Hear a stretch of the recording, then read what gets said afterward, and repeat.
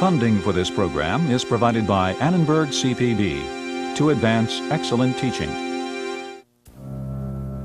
It started out with ringing words and heads held high. It ended up with grandiose slogans and heads cut off. It was meant to bring equality and liberty.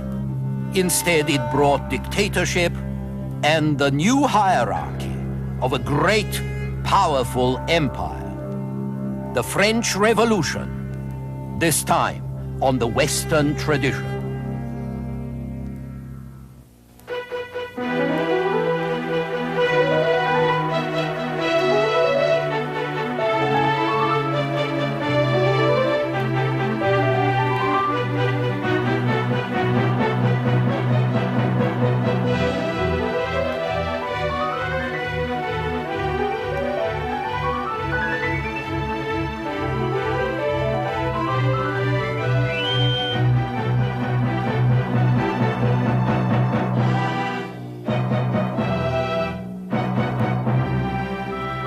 And now, UCLA professor Eugen Weber's continuing journey through the history of Western civilization.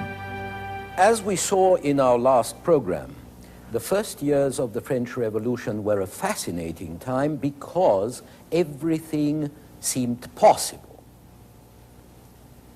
An English poet, just 21 years old, William Wordsworth, goes to France in 1791.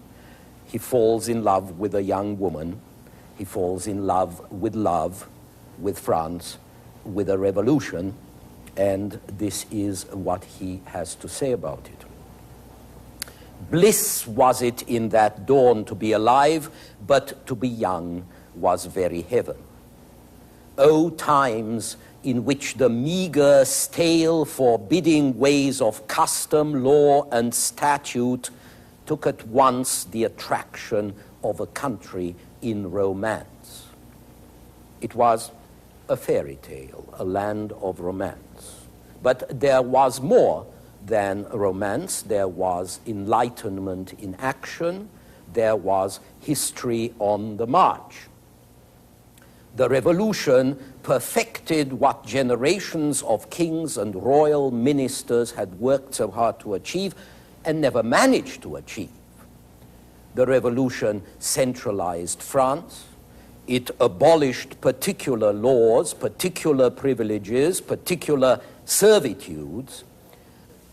No more different institutions in different provinces, no more internal customs barriers between provinces that hamper the circulation of people and goods. The revolution establishes one law, one court system, one administration, one bureaucracy, one set of rights and duties for all the French, which really means for all Frenchmen, because Roman precedent didn't give women much status. So at last, with some mitigations, reason was in power, or so it seemed. Reason gave France a constitution. It introduced representative government and universal suffrage, that is, universal male suffrage. It abolished the old provinces and divided the country into new areas called departments of reasonable size, with reasonable names like Loiret and Basse-Pyrénées, taken from a local river or mountain range. The revolution abolished the old system of weights and measures, which wasn't a system at all, but a jungle of different local measures. It introduced the metric system from the Greek word for measure. It created a new calendar with new months with wonderful names like Floréal and Thermidor and Fructidor, evocative of nature and of productive activities. And it replaced the 7-day week with 10-day periods, decades, so workers would only waste 3 days of rest a month instead of 4. It abolished the local languages and dialects like Flemish, Breton, Basque, and replaced them with one national language, French, which would be taught in schools to all children, not just to a privileged few. And it decreed that careers from now on would depend not on birth, but on talent, on a person's capacity and performance and merit. Unfortunately, most of these wonderful reforms remained on paper. Universal suffrage, public education, the generalization of the French language and of the metric system were all going to wait another 100 years. The reforms that did work, however, caused a great deal of trouble. Careers, at least for a while and up to a point, did open to talent, and that, of course, caused a good deal of friction. Even more troublesome was the problem of religious reform. Although the revolution didn't move against religion as such, you notice that Sunday disappeared from the new calendar, and people were also encouraged to abandon reactionary names of saints, of kings, to replace them with progressive names of heroes or of useful things, names like Brutus, Gracchus, Hector, or else cabbage, dandelion, carrot. And one of my colleagues has remarked that revolutionary names read rather like a seed catalogue. Moreover, the revolution represented religious tolerance. It removed restrictions against outcasts like actors or public executioners. More important, it emancipated Protestants, it emancipated Jews. Everybody was free to practice what religion they pleased, provided it didn't threaten the state. And that was hardly acceptable to good Catholics. What was much worse from the Catholic point of view was that the new state wanted to control the clergy even more than the old state had done. It confiscated church property and it put the clergy on salary, so priests became public employees. They had to swear a loyalty oath.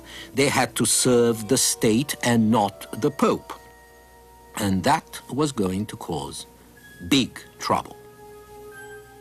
The Pope forbade the clergy to swear allegiance to the state and the Constitution.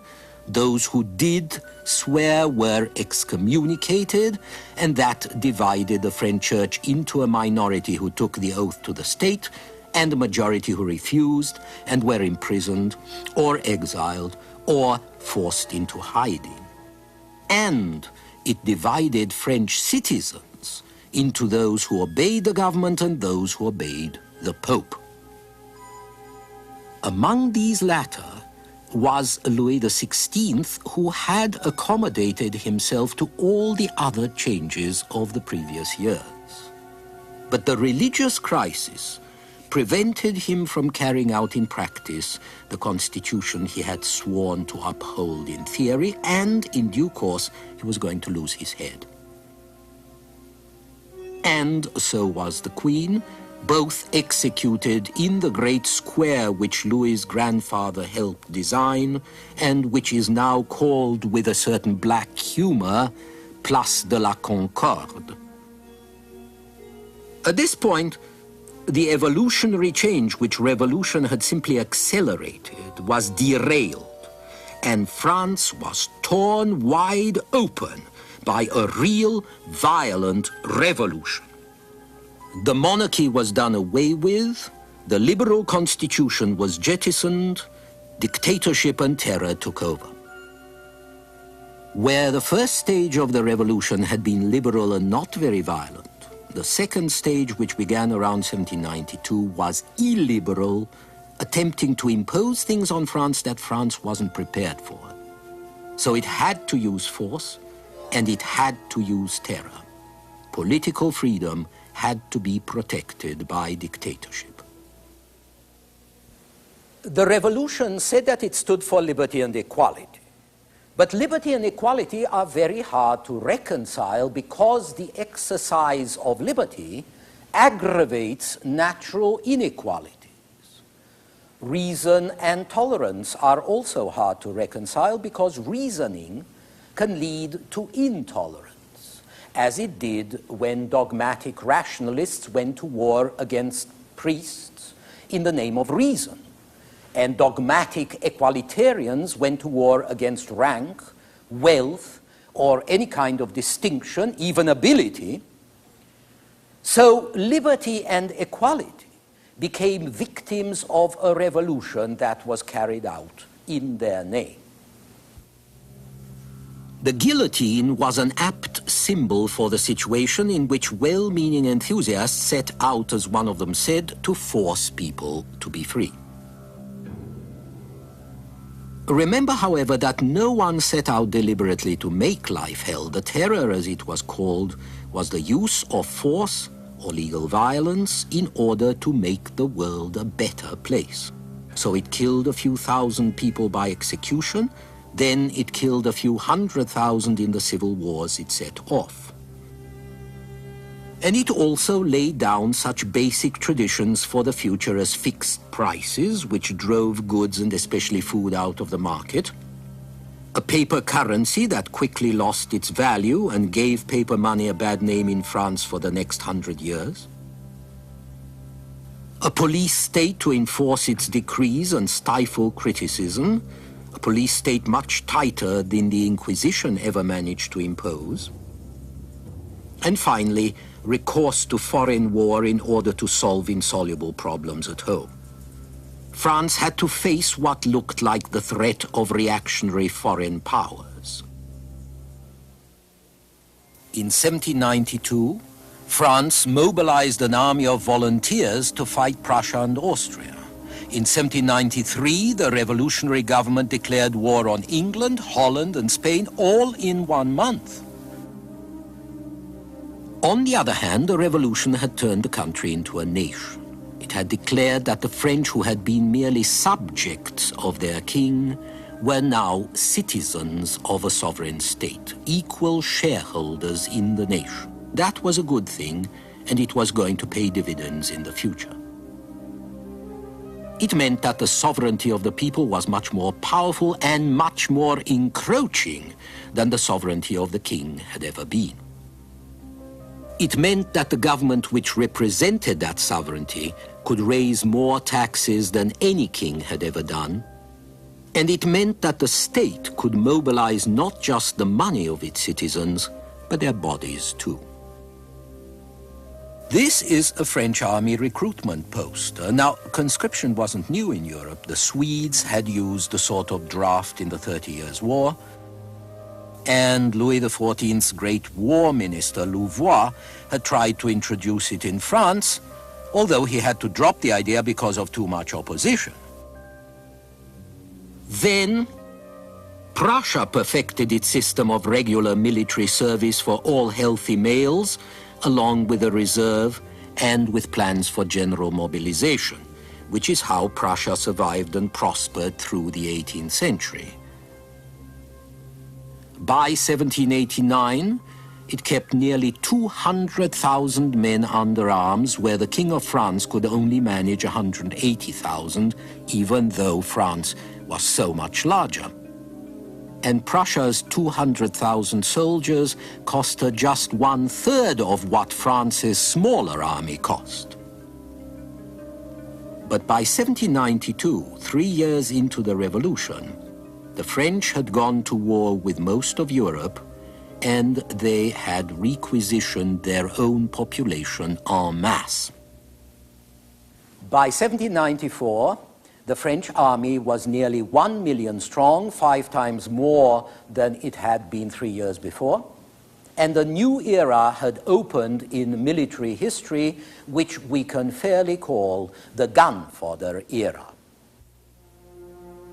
The basic military formation of the old regime was the thin file of highly trained soldiers, 1, 2, 3 ranks.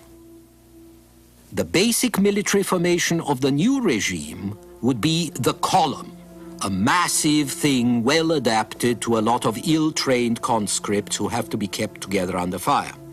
It was all very understandable, but the fact remains that no general of the old regime would have dreamed to throw his men in heavy columns like this under the enemy fire.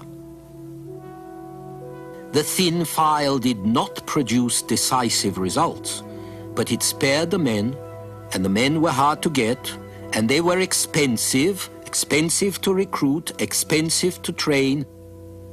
But the generals of the revolution, and later of the empire, spent their men without counting the losses. They knew that the state could always get more for them because it saw the whole French nation as a reservoir, and the reservoir was free.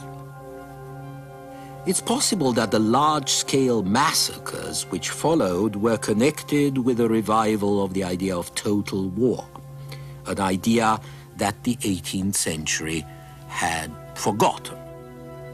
The difficulties of 1793 brought about not only the mobilization of men, but also, as you've heard, the mobilization of civilians of all ages and sexes, and the attempt to control national resources in a way that had never been seen before. The difference between the total war which the French invented rather casually in the 1790s and the total war which we dread today in the 1980s, though it's very great, is only a matter of degree. And once again, we are faced with this curious paradox that something which started so hopefully and with such excellent intentions as the French Revolution did should produce such extraordinary and terrifying results. The victories of revolutionary generals, for example, were facilitated by the fact that they abandoned all the accepted rules and inhibitions and conventions of warfare as warfare had been conceived in the 18th century. And that made warfare much, much worse. The destructive wars of the 17th century had led to the devising of a system of limited warfare in the 18th century, formalizing the conduct of war, limiting its destructiveness both for soldiers and for civilians. But the French generals now abandoned this. First, because of necessity. They were fighting everybody at once and they didn't have time for niceties. Second, because they didn't care about the established order, about the established code. They violated borders, they fomented revolutions, they lived off the country, and they moved much faster. They ignored all the nice, comfortable conventions, and so they reintroduced the old, ruthless practices into current use. And eventually their enemies would adopt them too. The French saw themselves engaged in a great world struggle for the liberation of peoples from the yoke of dynastic tyrannies. They pledged war to the castles, peace to the cottages, war against the oppressors for the oppressed. They declared that they would assist every people that wanted to be free. Depending on how you look at it, this was a blank check for rebellion or an imperialistic provocation against the other powers of Europe. But it turned out that some populations didn't want to be liberated or didn't want to adopt the institutions the French thought they should adopt. Such people had to be freed of their inhibitions. They needed French guides and commissars and occupiers to teach them to be free, just as the French themselves had had to be taught. And so here you had the ideology and the practice of national revolution, in which revolutionary disorder became revolutionary dictatorship, and wars of national liberation became wars of national imperialism. Another instance of how the revolution perfected what generations of French kings had worked for but had never accomplished. all this culminated under the leadership of a dictator of genius, a great general, and a great administrator, Napoleon Bonaparte. Napoleon began his career as an artillery officer just on the eve of the revolution, and just in time to take advantage of the opportunities that the revolution and its wars held out. His rise was meteoric. At 24 in 1793, he's already a general. In 1795 and 96, he crushes the Austrian and Sardinian armies, and before long, all of Italy and Switzerland had fallen under French domination as well. In 1799, at 30 years old, he is the most powerful man in France. He issues a new constitution. Essentially, he imposes one-man rule, and by 1804, he has crowned himself emperor. Napoleon tried to emulate Alexander the Great, and he almost succeeded. Under his rule, the French conquered or dominated Europe from the Baltic to the Adriatic. For a few years, there were French kings or princes in Madrid and Naples and Dubrovnik and Stockholm and Münster and Florence. France ruled the continent, while England ruled the waves. And this empire only fell to pieces when the French overextended themselves and invaded Russia, after which Napoleon was defeated, more by the Russian winter than by his enemies. But Napoleon was also the last and greatest of the enlightened despots. Great general that he was, his greatest work was the Civil Code, which we now know as the Napoleonic Code, a set of laws that gave permanent form to the gains of the revolution: individual liberty, freedom to work, freedom of conscience, equality before the law. The Civil Code was in the tradition of liberal humanism that we've seen operating since the Renaissance, with its interest in the individual and its lack of interest in women, regarded as mere machines for making children and second-class citizens at best. The victories of Napoleon's armies prepared the way for the victories of the Napoleonic Code, and also prepared the way for the evolution of the people occupied by the French towards individual freedom. Napoleon's armies acted as a catalyst. Wherever they passed, they destroyed what was left of feudal institutions, they abolished serfdom, they emancipated Jews, they brought in freedom of enterprise. Before Napoleon, individual freedom found its limits on the Rhine. By 1812, these limits had advanced roughly to a line from Denmark to Bavaria and then south to the Adriatic, which happens also to be the line dividing free Western Europe from the communist world today. But having freed these people from their old regimes, having fed them on liberal ideas, having taught them to think in these new French ways, Napoleon produced a result he had not intended. He gave them the idea of national sovereignty and national self-determination. The idea that if they were free as individuals under the law, they should also be politically free, under a state which they chose themselves, not one imposed by the French. In spite of himself, the conqueror became the instrument of a political liberation and a political liberalism he had not intended to bring. The wars to bring fraternal aid brought occupation, but it's obvious that neither the revolution nor its wars, with the tons of human flesh they wasted, that none of these were quite in vain. They propagated the modern idea of national sovereignty. They proclaimed that all men have rights. Women, unfortunately, took a bit longer, and in France, the home of the Napoleonic Code, very much longer indeed. They prepared the way for lower classes to enter political life.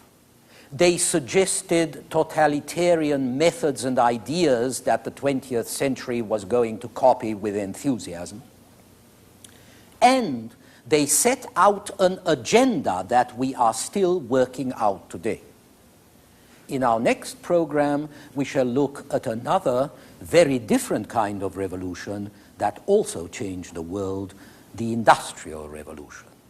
Until then.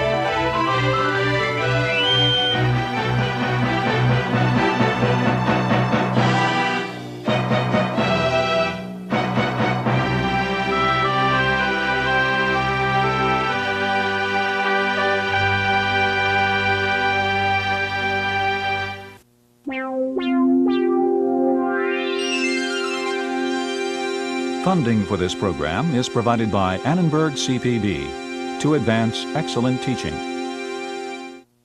For information about this and other Annenberg CPB programs, call 1-800-LEARNER and visit us at www.learner.org.